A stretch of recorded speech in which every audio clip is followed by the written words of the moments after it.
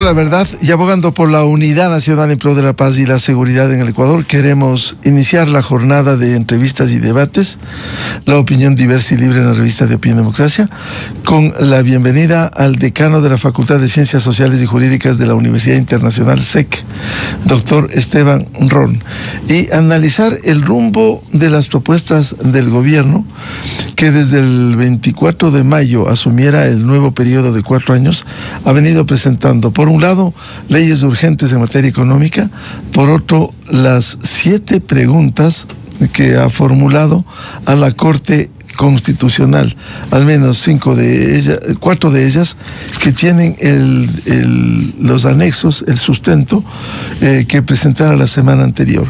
¿Cómo ve este panorama con una circunstancia, doctor Esteban Ron?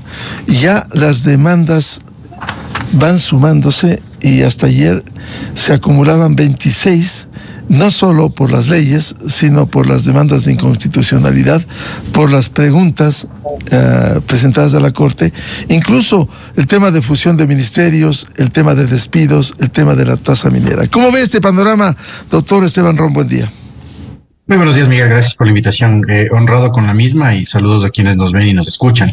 Mira, para ver este panorama yo creo que podríamos analizar sobre la base de una variable que se la utiliza en los últimos estudios y tendencias de democracias inestables como la nuestra, que es el factor de riesgo político. Sí, creo que nosotros tenemos en este momento, en esta circunstancia, 3 actores claramente definidos. Gobierno, con la representación en este caso del Ejecutivo, un contrapeso institucional y en este caso de efectividad y rigidez constitucional, que es la Corte Constitucional, y por otro lado tenemos algunos actores sociales, es decir, la representación democrática de los electores ecuatorianos.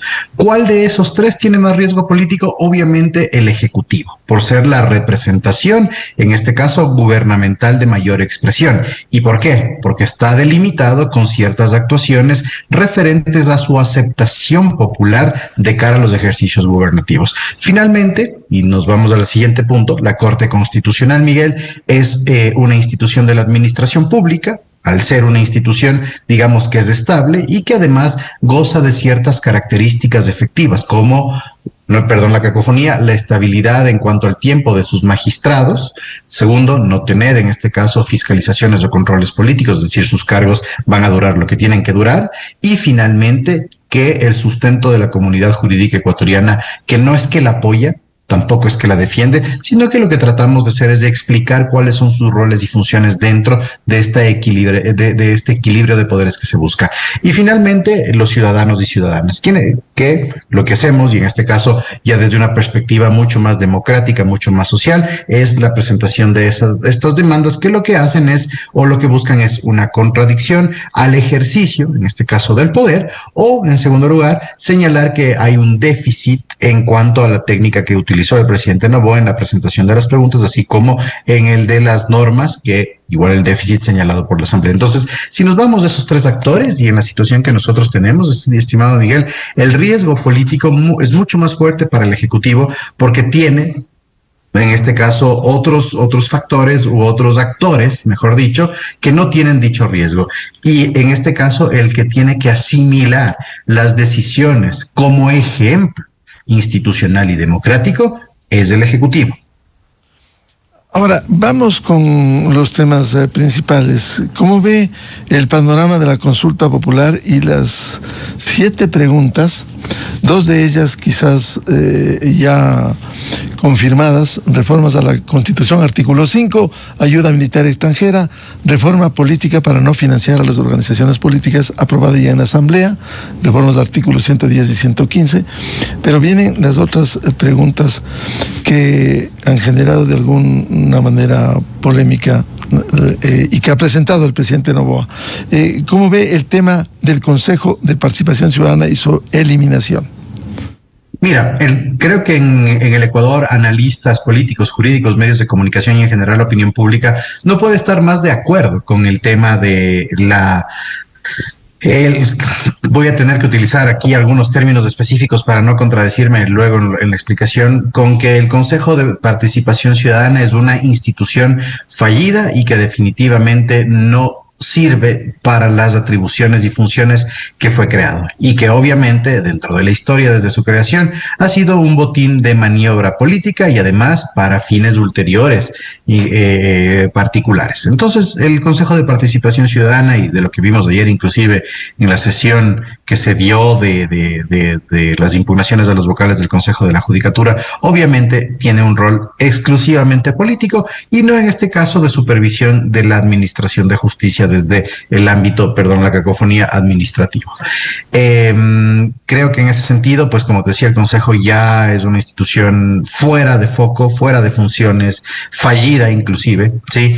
Y que las atribuciones y funciones efectivamente pueden ser cambiadas, pueden ser vaciadas de la institución y aterrizar en otras instituciones estatales. De acuerdo a la propuesta que ha realizado el presidente Noboa, es que el tema concursal vaya a la Asamblea Nacional, el tema de fiscalización y control de la corrupción vaya a la Contraloría General del Estado y algunas atribuciones y funciones residuales vayan a la Defensoría. ¿Qué es lo que sucede y dónde está el error en esta pregunta? La Corte Constitucional ha señalado en varios dictámenes que vienen, ojo Miguel, desde el año 2019, el futuro del Consejo de Participación Ciudadana, así como la vía.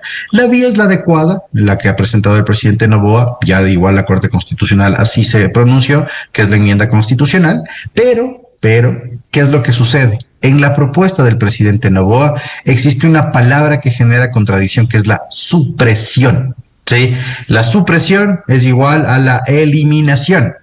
Y la Corte Constitucional ha señalado previamente, Miguel, que la eliminación del Consejo de Participación Ciudadana como institución tiene que darse a través de una asamblea constituyente porque se entiende que es parte de las funciones estructurales del Estado. ¿Sí? Entonces, esa pregunta podría generar alguna modulación aparte de la aceptación pública política que se tiene con la finalidad ulterior, que es que el Consejo de Participación Ciudadana deje de funcionar, pero tiene en este caso, un error técnico en el planteamiento de la misma. Pero más allá de eso, y si la Corte lo modula, creo que podría pasar sin ningún problema, estimado Miguel. La pregunta del Consejo de Participación Ciudadana. Ahora, ¿en qué condiciones quedaría? Porque se ha venido hablando y hay fallos anteriores de la Corte Constitucional que habilitarían el que se pueda pasar funciones del Consejo de Participación Ciudadana. Por ejemplo, los procesos de designación de autoridades de control. Eso pudiera la Corte definir que queda habilitado eso, más no la desaparición del Consejo. Así es, Miguel. Sí, es la transferencia de funciones, lo que hemos dicho, ¿no? El vaciamiento de funciones a determinadas instituciones estatales. Estas funciones tienen ciertas características. Hay unas funciones propias, ¿sí? Y hay unas del Consejo de Participación Ciudadana que las puede ejecutar sin que se requiera otro tipo de parámetros o actores, como el tema de la fiscalización específica que tiene en este caso la institución, el tema de la recepción de denuncias de corrupción. Esos temas ya, según el planteamiento, irían a la Contraloría General del Estado. Los temas residuales como lo de héroes, de heroínas y demás, iría a la Defensoría Pública. Y por otro lado, lo más complicado, que es el régimen concursal, el sistema concursal, iría a la Asamblea Nacional. Recordemos que ya hay una fórmula que el presidente Lasso y en ese momento, pues quienes auparan la consulta popular del presidente Lasso lograron el dictamen de constitucionalidad, que es que este régimen concursal pase a la Asamblea Nacional, pero como nosotros tenemos un principio transversal en el Ecuador y que hay que respetarlo porque es la parte dogmática de la Constitución, que es la participación ciudadana, el régimen concursal no puede crearse o mantenerse estrictamente con estándares institucionales y solo en cuanto al funcionamiento de servidores o servidoras de la Asamblea, sino que debe haber, en este caso, una carga, ¿sí? Una carga de participación ciudadana que así lo equipare. Entonces, ¿cuál es la fórmula que presentó en su momento el presidente Lasso y que se está tratando de homologar ahora? Es que igual dentro de los regímenes concursales, ¿sí?, haya esta carga de participación ciudadana, que son las comisiones ciudadanas para la selección de autoridades, pero que ahora todo esto suceda a escala de la Asamblea Nacional, Miguel. Ahora, quizás uno de los puntos más polémicos en esta consulta ha sido la pregunta 6 relacionada 6 inicialmente, luego la cuarta, que tiene que ver con el control político a los jueces de la Corte Constitucional. Esto ha generado polémica y reacciones en los diferentes sentidos. ¿Qué piensa usted, doctor Esteban Ron? Yo creo que más que polémicas, Miguel, lo que tenemos que tratar de hacer es buscar objetividad. ¿Por qué se da una discusión alrededor de esto? Por el modelo institucional estatal y, en este caso, por la adecuación de ese modelo de acuerdo a los estándares constitucionales que nosotros tenemos. ¿Sí? ¿Por qué se da la discusión? Vamos con los puntos, en este caso, favorables de la pregunta. Porque dicen que no puede haber, en este caso, ninguna autoridad estatal que no cumpla con igual regímenes o, en este caso, sistemas de fiscalización y control. Ya, de acuerdo en ese sentido, ¿sí? Pero fiscalización y control político, porque recordemos que no hay autoridad en el Estado que no tenga fiscalización y control administrativo a cargo de la Contraloría General del Estado o inclusive, ¿sí? Fiscalización y control ciudadano por las denuncias, en este caso, que se podría dar a cualquier servidor o servidora público en casos que se podría llamarlos como que no cumplen las funciones o que estarían cometiendo ilícitos. Entonces, eso siempre va a haber. ¿Qué es lo que no tienen los jueces de la Corte Constitucional? Fiscalización y control político de sus actuaciones. Pero nuevamente vamos al esquema que te decía, ¿no? ¿Qué es lo que han dicho las personas que están a favor del tema del control político a los jueces de la Corte Constitucional? Que en otros países ya se lo aplica. De acuerdo, sí, en otros países se lo aplica, pero porque el modelo constitucional es distinto. Para traer una institución político-jurídica al Ecuador y que en este caso se adecúe al funcionamiento y en el derecho comparado, se utiliza lo que se determina la AA, la adaptación previo a la adopción. Se requiere de un proceso adaptativo de la institución y un examen de conveniencia, ¿sí? Política, jurídica, social e inclusive histórica para poder adaptar para poder adoptar esta situación.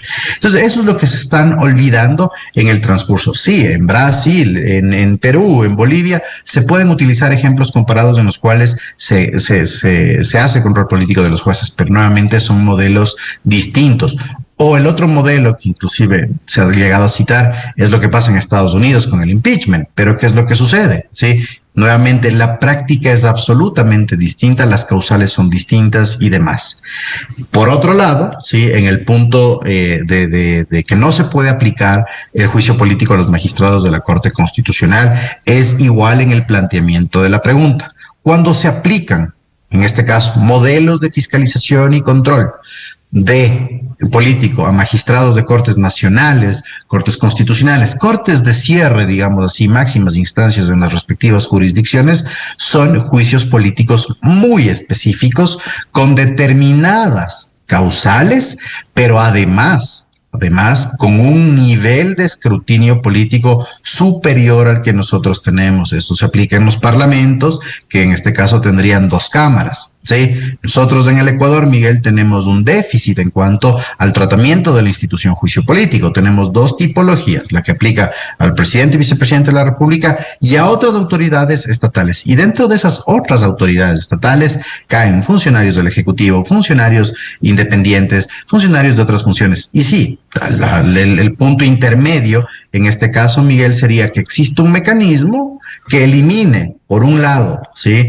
el tema extremo de poder que se quiera fiscalizar y controlar a estos jueces de manera abierta, y por otro lado, de estos, digamos que en defensa de lo que no se podría hacer, un juicio político específico. Pero la pregunta planteada no determina un juicio político muy específico. Hay cierta determinación de causalidades, sí, pero todavía hay elementos discrecionales. ¿Cuáles son los elementos discrecionales?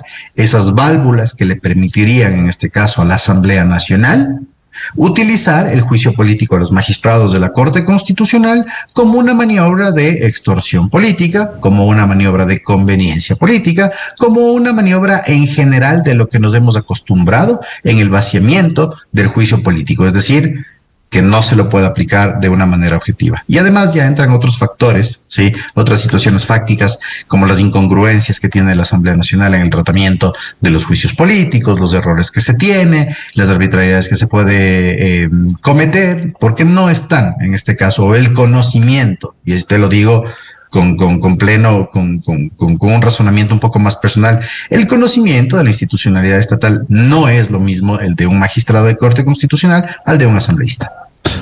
Claro, evidentemente, esto es largo cuando uno analiza. Ayer precisamente con un reconocido constitucionalista argentino, Alfonso Santiago, hablábamos, y lo que decía Esteban, son diferentes circunstancias, diferentes constituciones y modelos.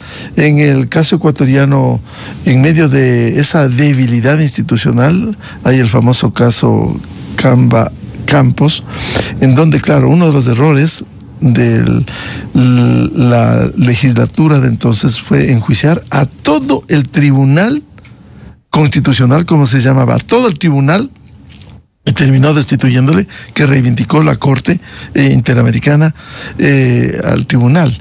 El argumento ahora es que pudiera, primero, sin juzgar jamás el contenido de sentencias, pero sí hacer un juicio juez por juez, de ameritar el comportamiento de ese miembro de la Corte Constitucional, doctor Esteban Ron. Sí, Miguel, el caso argentino se lo trae a colación, pero recordemos que en el caso argentino, y qué bueno que traigas estos ejemplos comparados y que tengas la apertura de recibir para que nos abran los ojos en el Ecuador. El caso argentino de juzgamiento al pleno del órgano era por evidentes casos de corrupción, ¿sí? En los cuales les tocó decir él sí, ella no, ella sí, él no, ¿sí? Bajo la sospecha de denuncias, inclusive de procesos penales. Y eso es lo que te digo que nosotros sí tenemos en el Ecuador. Sí, sí tenemos en el Ecuador. Mira que un juzgamiento o en este caso un proceso penal a un magistrado de Corte Constitucional se lo puede seguir, ¿sí? Y no tienen ningún tipo de inmunidad, lo que tienen es un tema de fuero, pero nada más que eso, ¿no? Igual los casos civiles, de familia y demás, también se los puede seguir sin ningún problema. Acá lo que estamos hablando, querido Miguel, es el tema del proceso de fiscalización y control político, ¿sí? Lo que se hace en la Asamblea Nacional, porque también hay que irnos quitando de la cabeza algunas circunstancias narrativas que son históricas en el Ecuador. Sí, no es de ahora, ni es una adecuación de los asambleístas pro juicio político a la Corte Constitucional, sino que, por ejemplo, cuando se decía que los asambleístas se convierten en jueces democráticos, no existe eso, ¿no? Las herramientas de fiscalización y control que nosotros tenemos, querido Miguel, es para el tipo de juzgamiento que se pretende a la Corte Constitucional es ¿cumplió o no cumplió con sus funciones? Fin, nada más, ¿sí? Y en el incumplimiento de funciones estamos hablando de retardos dentro de la administración de justicia, y la segunda es que hayan cometido alguna actuación que salga de los cánones legales. Un juez de Corte Constitucional no va a cometer un error en ese nivel, ¿sí? No va a cometer un error en ese nivel en cuanto al cómo se lleva procedimentalmente un proceso.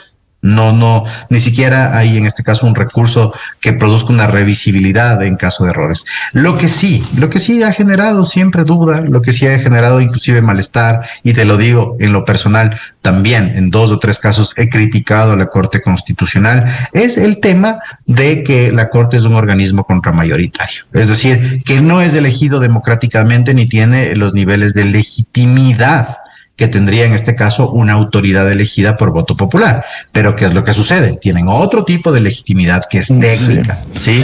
Que es técnica. Y sus decisiones no producen siempre satisfacción social. Partamos desde ahí. Sus decisiones no son política pública que produzca satisfacción social directamente. Lo que hacen es una discusión de derechos y que obviamente hay sentencias que tienen efectos generales, ¿sí? Que en este caso pueden ser discutidos. Pero eso es la naturaleza de lo que sucede en la Corte Constitucional y debemos empezarlo a entender de esa forma, querido Miguel. Ya, vamos a ir a una cadena oficial y luego volvemos con el doctor Esteban Ron. Y dejo planteada una inquietud nada más. de manera pedagógica sería bueno explicar qué puede pasar en el escenario con estas preguntas, con cada una de ellas y los anexos, como se ha venido señalando, tanto las de referéndum, las de la enmienda y las de reforma parcial a la Constitución. Por favor. A continuación, XFM se une a una cadena nacional. Guayaquil tiene el puerto marítimo más grande del país. Allí se combate el narcotráfico con resultados efectivos. Más de 1.6 toneladas de droga fueron incautadas en un contenedor que pretendía salir del puerto con destino al Reino Unido. 5 personas fueron detenidas por su presunta participación en este delito. Y en Pozorja, a través del operativo Ares 33, se retiró del mercado más de 450.000 dosis de estupefacientes que se pretendía sacar del país por vía marítima. Con el operativo Apolo 24, se capturó a 11 antisociales, quienes estaban escondidos en varias viviendas en Durán, Pascuales y Pueblo Viejo, Los Ríos. En los sitios intervenidos, se encontraron armas de fuego, armas blancas, droga, pasaportes, cámaras de vigilancia y dinero en efectivo. Kevin P., uno de los más buscados por su historial de delitos, fue capturado gracias a la acción de la policía en el cantón Daule, junto a otros 8 delincuentes del grupo Águilas. En su posesión se encontraron vehículos robados, dinero en efectivo, además de armas y municiones. Los Lobos, Águilas, Choneros, Chone Killers, estos son algunos de los grupos de delincuencia organizada a los que estamos enfrentando en varios frentes. Con firmeza, los vamos a buscar y los pondremos en el lugar que pertenecen, la cárcel. El Nuevo Ecuador. Esta fue una cadena nacional. La revista de opinión Democracia, buscando la verdad en todas partes.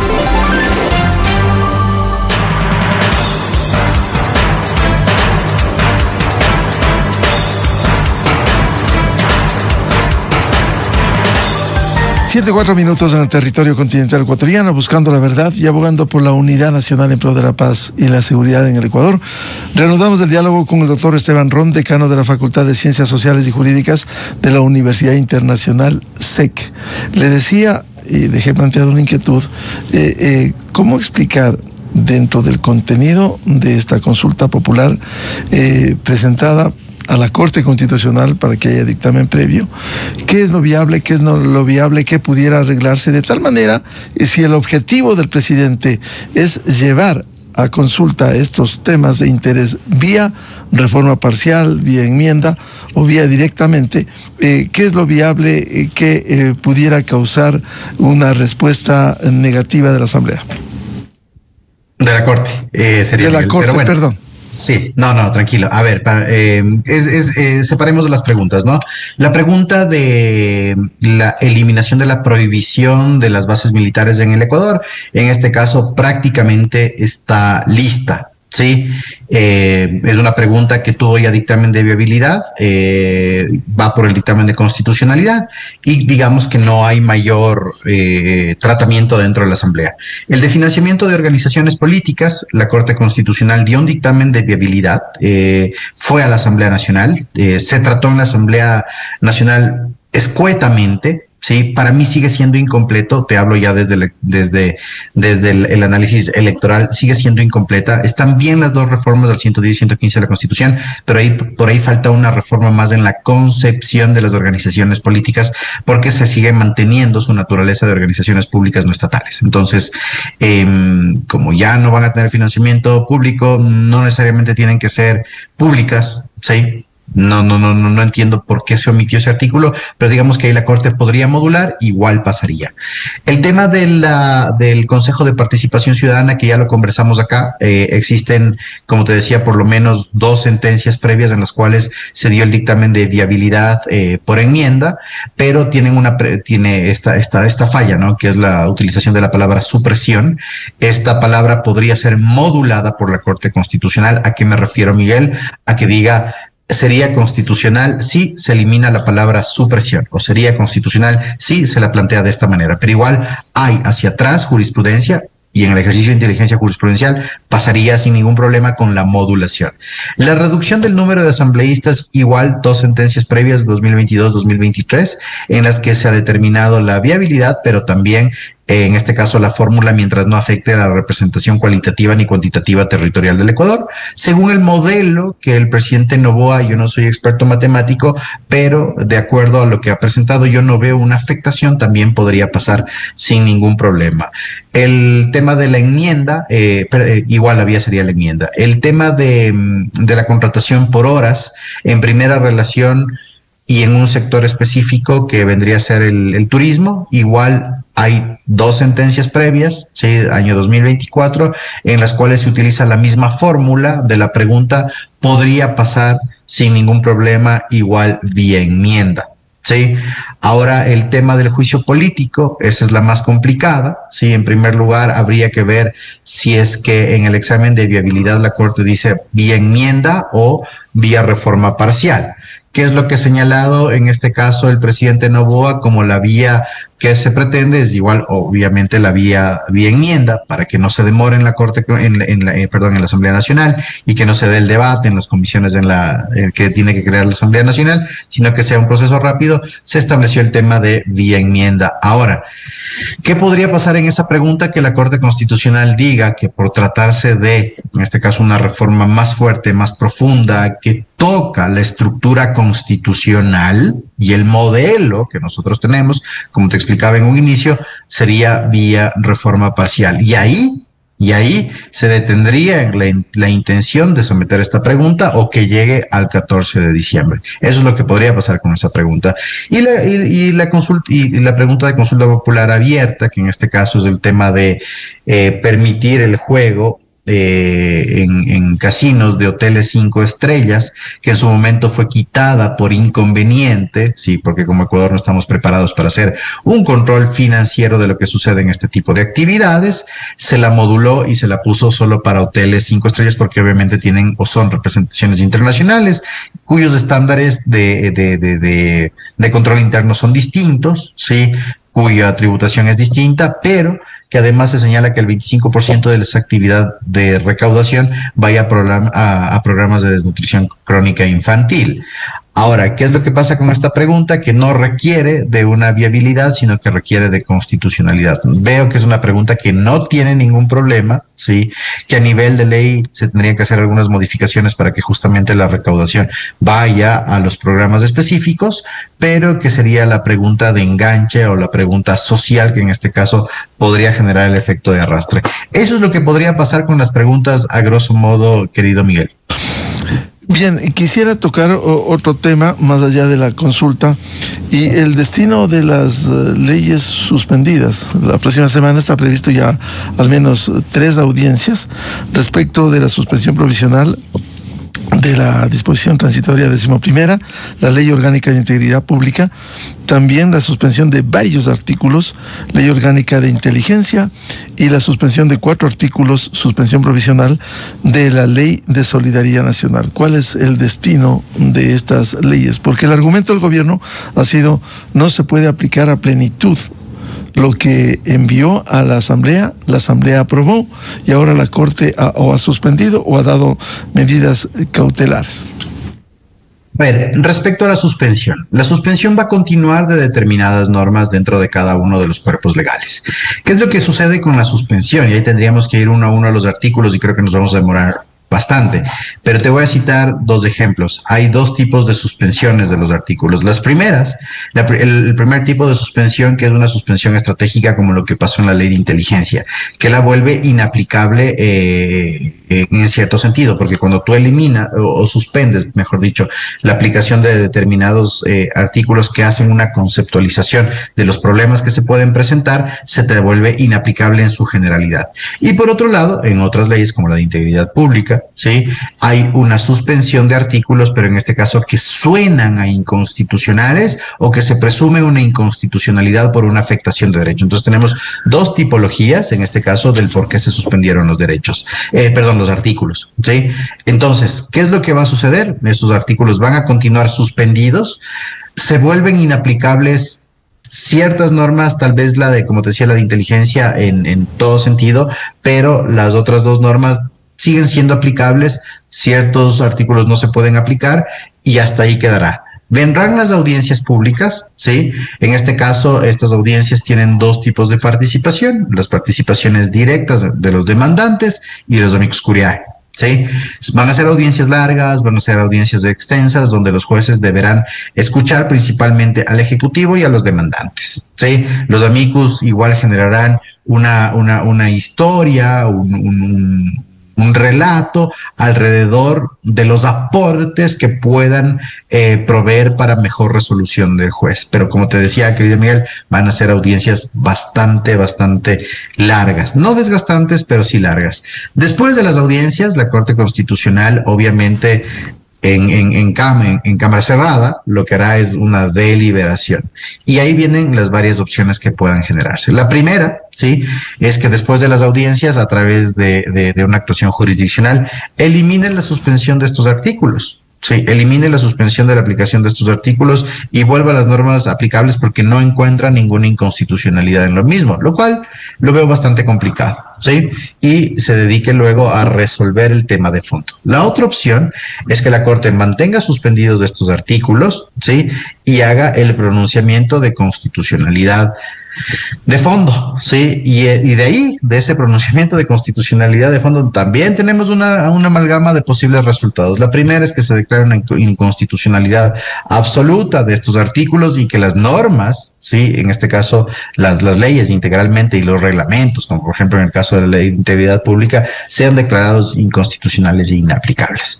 La segunda opción es que la Corte haga una modulación, como ya lo habíamos dicho, y diga es constitucional si es que se aplica o se interpreta de esta forma o se aplique o la Corte mismo mande a aplicar de esta forma. Y la última opción, que no creo que suceda, es que la Corte diga no es inconstitucional, se elimine la suspensión de la aplicación de los artículos y las tres leyes queden tal cual lo presentó el Ejecutivo. Ahora, quizás las implicaciones que esto tiene, y traigo como premisa el juicio político al presidente anterior, que finalmente la Corte, enmarcada en sus atribuciones, pero en el caso del juicio político sobre supuestos infracciones del presidente, se llevó a juicio político y vino todo lo que el país vivió, y más inestabilidad, muerte cruzada. En el caso al menos de la suspensión provisional de la disposición transitoria 11ª de la Ley de Integridad Pública, tiene su implicación. Sabemos, y esto hay que manejar con absoluta responsabilidad, la situación de gran parte de las cooperativas del país. Hace poco cayó una en Cuenca, la cooperativa CREA. El que en esta ley se ponga a la disposición 11ª que algunas, previo informe de la Junta Financiera y Bancaria, vayan al control de la Superintendencia de Bancos, se ve hacia afuera que sería saludable. No vaya a ser, confiamos que no ocurra, que se vuelva a caer a lo mejor una cooperativa más grande, y la Corte suspendió esto, que haya más control, en definitiva, más allá del tema constitucional, que haya más control de ciertas cooperativas que pudieran derivar en problemas incluso sistémicos, como se ha hablado en el Ecuador. ¿Qué piensa usted? A ver, Miguel, bueno, el tema del juicio político de lo que pasó con el expresidente Lasso, te digo, y creo que en su momento también lo debatimos contigo, lo conversamos contigo, la Corte Constitucional tenía atribuciones y funciones limitadas sobre la base de lo que la propia Constitución y la Ley Orgánica de la Función Legislativa determinaban, y la Ley obviamente de Garantías Jurisdiccionales, ¿no? En ese sentido, la Corte no es que daba un dictamen de viabilidad, sino un estricto cumplimiento de requisitos, no era un checklist tampoco, ¿sí? Y recordemos que eso inclusive fue tratado a través de 2 resoluciones con la participación de varios jueces, y digamos que, y a mi modo de ver, y creo que de muchos colegas, la Corte actuó de manera o dentro de los cánones, sí, dentro de los cánones legales y constitucionales que le mandaban. Sí, ya el tema político de lo que vino posteriormente son actuaciones de contrapesos y contrapoderes en la Asamblea Nacional y con el Ejecutivo. Hasta ahí, pero digamos que eso no es que genera mayor discusión. Han habido otros fallos que obviamente tienen su controversia, pero no viene al caso. El tema de que las cooperativas pasen a un control del régimen financiero o como régimen financiero, como tú dices, se ve saludable, ¿sí? Se ve saludable. Se ve que es una intención gubernamental justamente para evitar actividades ilícitas que puedan generarse a nivel de esta intermediación financiera que hacen las cooperativas, y que además hay riesgo, o al menos hay cierta alerta de lo que pueda suceder. El caso que tú señalas, Miguel, de lo acontecido en Cuenca, se suman otros casos en los cuales también este tipo de personas jurídicas se han visto involucradas en actividades ilícitas, pero digamos que en ese sentido la Corte señala la inaplicación de la misma por algún tipo de inconveniencia, ¿sí? Por algún tipo de situación en cómo está planteada la pregunta y cómo genera esto afectación nuevamente a todo el sistema de intermediación financiera, o en este caso algún tipo de inconstitucionalidad. No soy experto en la materia bancaria, sí, no la he manejado, nunca, ni siquiera la he leído, como para decirte cuál es en este caso la inconveniencia que la Corte pueda señalar. A grosso modo, y de la vista que se puede tener, Miguel, digamos que es una actuación adecuada por las alertas, pero debe haber, nuevamente te digo, algún tipo de inconveniencia en el planteamiento de esta norma para que efectivamente la Corte la haya suspendido. O también, Miguel, puede ser una norma incompleta, ¿sí? Que requiere de un análisis ulterior que efectivamente determine la forma en la cual las cooperativas se van a someter a este régimen de control. Bien, esperaremos las audiencias, los amicus curiae y todo lo que se desarrolle en la Corte para volver a hablar de este y otros temas como la consulta popular. Al doctor Esteban Ron, decano de la Facultad de Ciencias Sociales y Jurídicas de la Universidad Internacional SEG. Muy amable, Esteban. Siempre es un gusto, Miguel. Gracias por la invitación, honrada con la misma. Un buen día. Muy gentil. 7:19 en el territorio continental ecuatoriano. Vamos a una pausa y ya volvemos. Tenemos previsto un diálogo con Amanda Villavicencio, hija del asesinado ex candidato presidencial Fernando Villavicencio, y el doctor Ramiro García, penalista, para hablar específicamente de los nuevos vinculados en el caso de magnicidio de Fernando Villavicencio y la formulación de cargos que habrá la próxima semana, al menos inicialmente, en contra de 4 personajes. Desde 1984 con Gonzalo Rosero. La revista de Opinión Democracia. Siempre líderes, siempre confiables. Enseguida regresa Miguel Rivadeneira a la búsqueda de la verdad. Esto es Exa Informa por Exa FM. El gobierno del presidente Noboa anuncia la creación del Comité Nacional de Salud Pública, un espacio de coordinación de alto nivel que reúne a las principales instituciones del Estado bajo un mismo objetivo: asegurar